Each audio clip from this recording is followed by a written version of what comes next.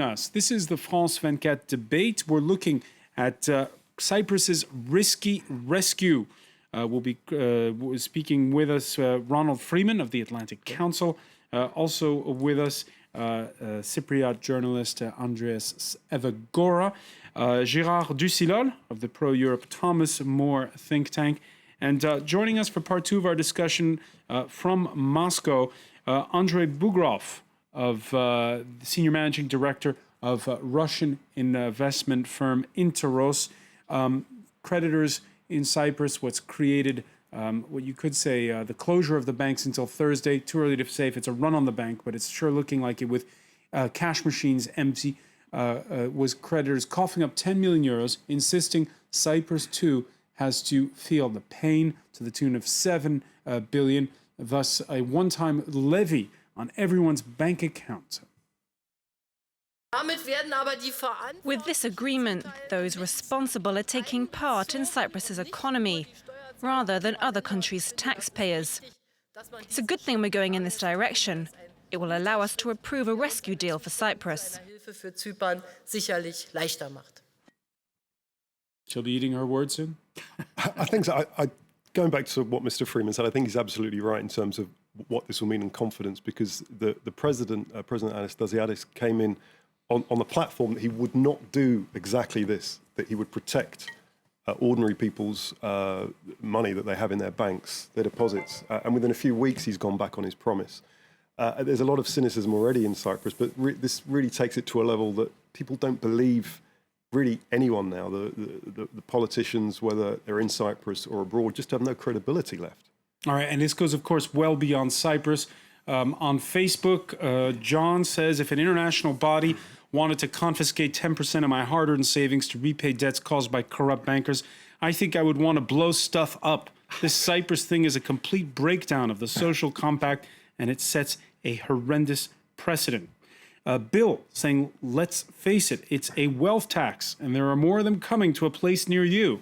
They may take different forms, but they're almost inevitable as populism and nationalism rise across Europe. And Elaine says, as expats in Cyprus, our own money came from the sale of our house and our business, working hard and paying all our taxes in the UK.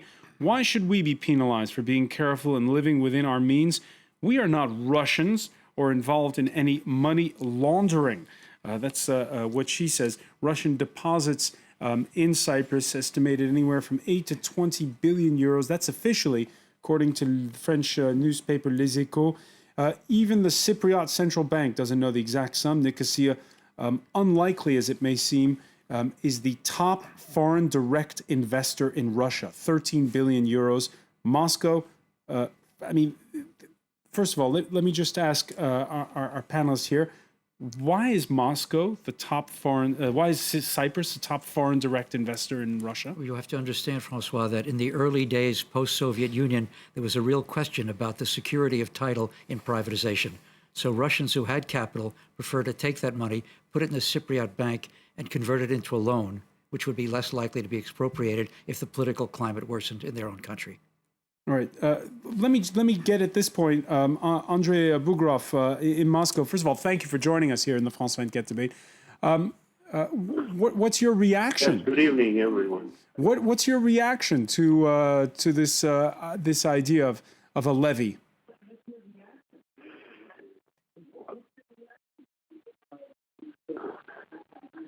Andrei Bugrov, what's your reaction to? Well, I can hear you well.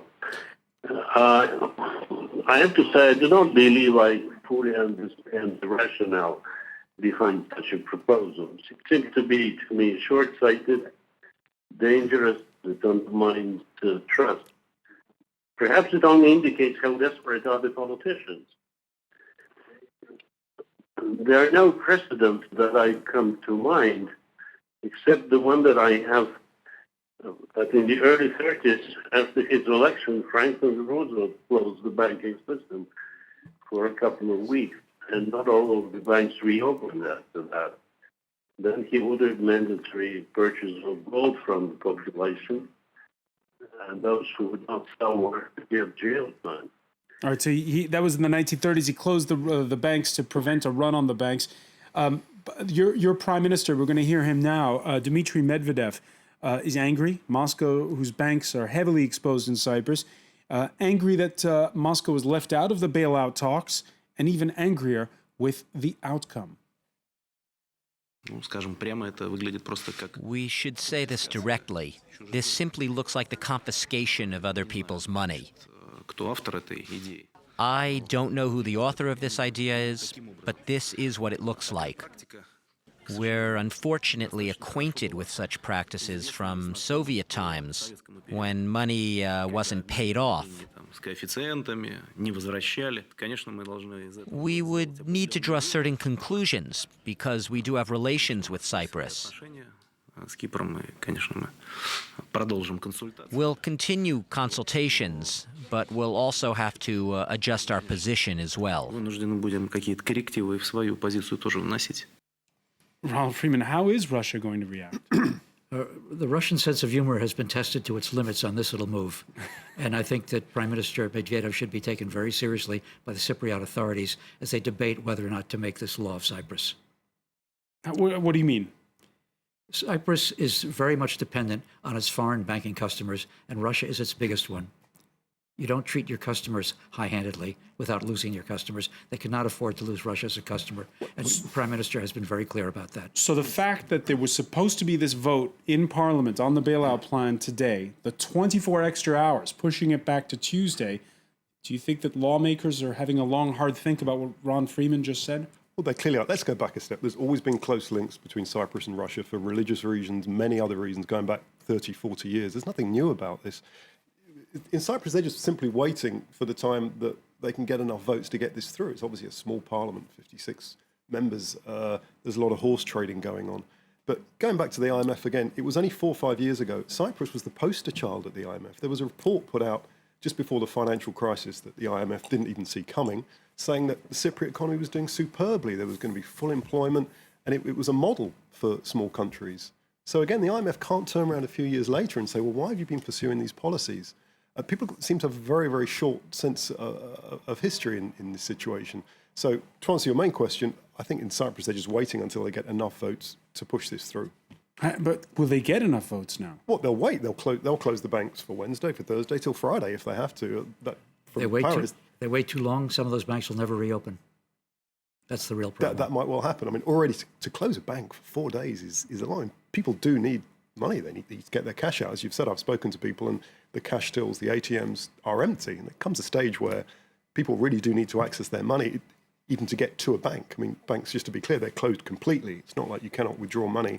The banks are closed Tuesday, Wednesday, and maybe longer. This is at some point you have to nationalize the banks and wipe out the shareholders. Andrei Bugrov, do you see this as a choice now between cutting a deal with the EU and the IMF on the one hand and cutting a deal with Moscow on the other, and that perhaps the bailout will come instead from Moscow? You know, you should be appreciative of the fact that there is an intergovernmental loan of about, I guess it's $2.5 billion. That may be request to restructure it, so the government would have to think about it.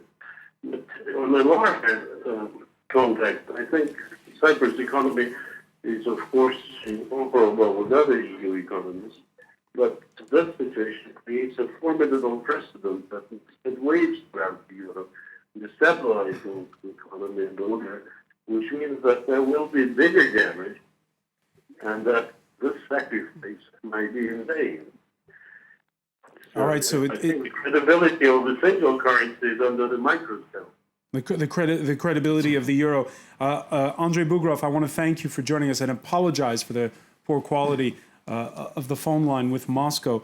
Gérard Ducilol, the credibility of the euro could be at stake here.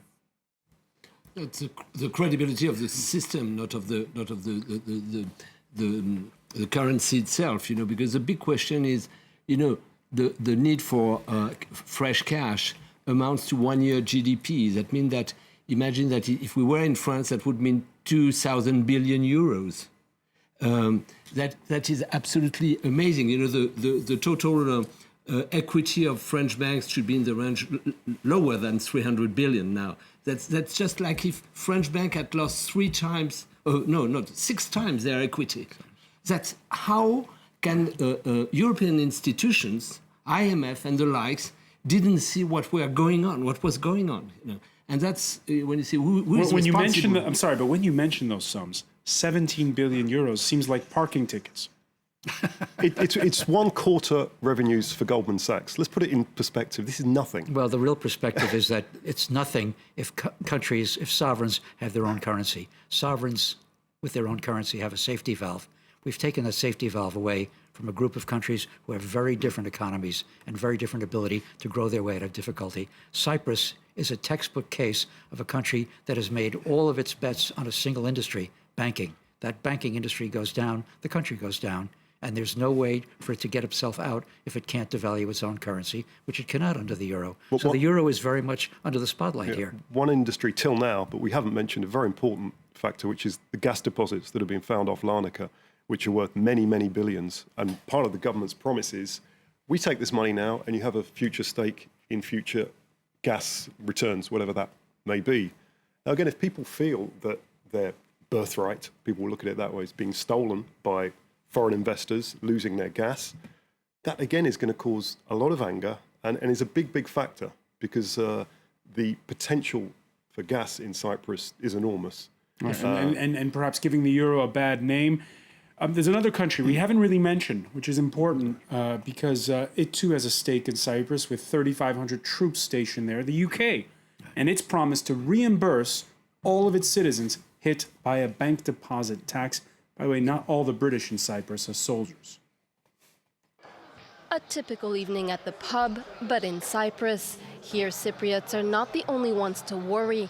The one-time levy on deposits will apply to everyone, including pensioners, Russian oligarchs, and tens of thousands of expats living on the holiday island, an action some describe as legalized theft. On Tuesday, I plan to go to the bank and withdraw all the money I have in there and have nothing left in there. You know, I can't trust them anymore. You know, it's theft. They're stealing from me. That's what I see. If it works once, they could do it again, they could do it again, they could do it again. And the mentality sometimes is, let's get all our money out. That's human instinct, isn't it? Let's keep our cash, get it under the bed or something. And I don't know. It's a very, very, very, very worrying time. Nearly 40% of the island's deposits are made by foreigners, but some residents, including the 3,000 UK military personnel in Cyprus, shouldn't feel the pinch.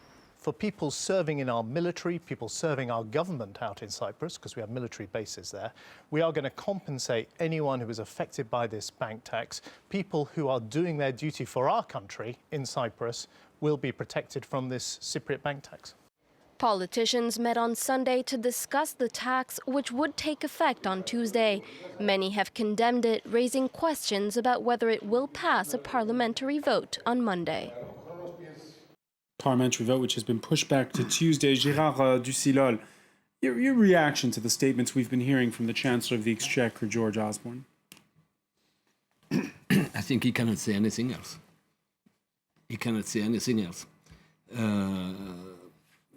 There is no other possibility for him to say to his 3,000, mostly civil servants, soldiers, so meaning dependent from the government, you know, that their government is not here to protect them. So there is no other.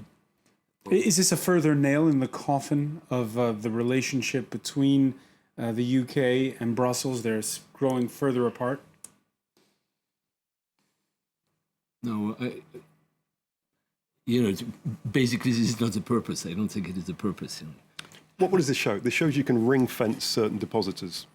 British people on the island can be protected and ordinary Cypriots can't. I mean, get to the detail. What if a British soldier is married to a Cypriot woman and they have a joint bank account? This raises all sorts of problems. The principle is you can ring fence certain kinds of depositors. So why not ring fence the innocent Cypriots and make we keep going on about Russian depositors. I come from London. Do you know how much Russian money there is in London? No one talks about, making Londoners pay because Russians are laundering money in the British capital. So come on, let's not use a different rule for Cyprus and the UK, for instance. The Chancellor of the Exchequer, I think, Andres, is making a different point.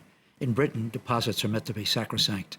British banks have had enough battering. He's making a point. You can trust British banks. We regard deposits as sacred. If your deposit is being taken from you in another jurisdiction and you're part of our governmental setup, we're going to make you whole. But that perception, I think, in most countries, people think their money is safe in a bank. And as we heard from the Vox Pops there, that's gone. And the woman used the word trust. Well, Britain has its own currency. There is one final broader issue that I just want to broach before we go. The precedent of taxing small savers, the signal that it sends to the rest of Europe. The Financial Times, in its lead editorial, talks about Europe botches another rescue and says the European Commission has been moving recently towards a banking union. The Cyprus quote-unquote rescue throws all this into doubt. If a deposit tax is the preferred solution, bank resilience is once again a function of sovereign strength. Otherwise put, every man for himself. Is this going to kill those moves that we've been seeing towards a banking union inside of Europe? Won't help.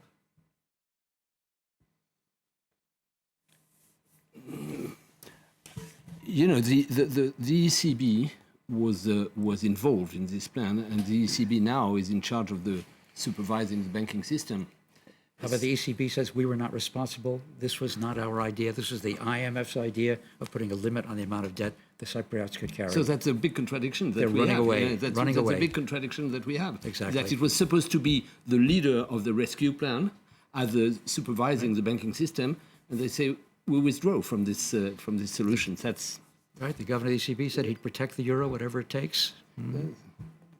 Final word, Andreas Evagora.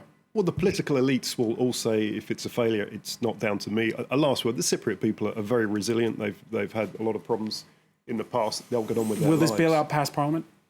Oh, I believe it absolutely will. They'll absolutely wait until it does pass Parliament, even if it's another week or 2 weeks. The What will Archbishop happen of till then, Cyprus, who knows? Archbishop of Cyprus has said, let's go back to the Cypriot pound. The euro is not working for us.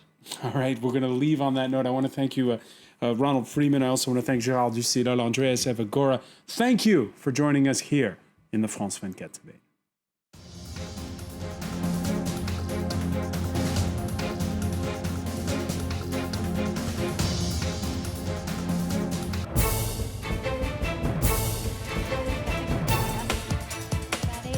This morning. Watch France 24 live and free on your mobile phone.